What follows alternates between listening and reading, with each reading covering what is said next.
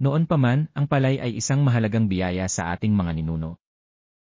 Sa isang tahimik na nayon, ang mga magsasaka ay nagsusumikap upang mapanatili ang kasaganaan ng kanilang ani.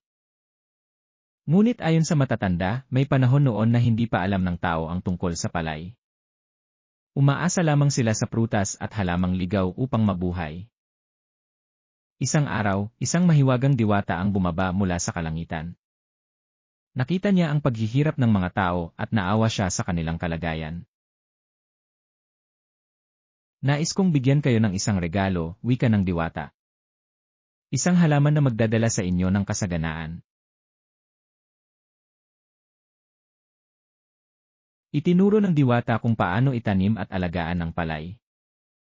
Sinabi niya na ito ay magiging sagisag ng sipag at pasasalamat. Nagtrabaho ng mabuti ang mga tao.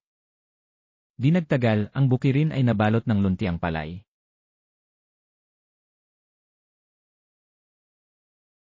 Dumating ang panahon ng anihan. Laking gulat nila nang makita ang gintong butil na nasa loob ng uhay. Napakalaking biyaya, sigaw ng isang magsasaka. Dapat natin itong gamitin ng wasto at ipamahagi sa iba.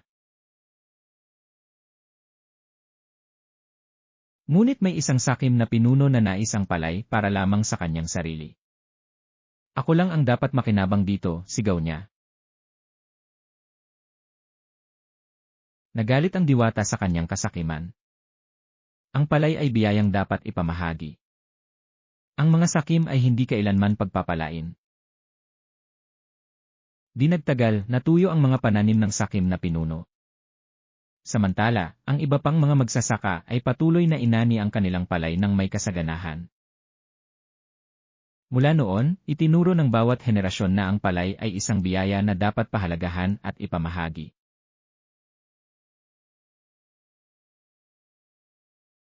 Kaya hanggang ngayon, kapag yumuko ang uhay ng palay, ito ay paalala ng kababaang loob at pasasalamat sa biyayang natanggap natin.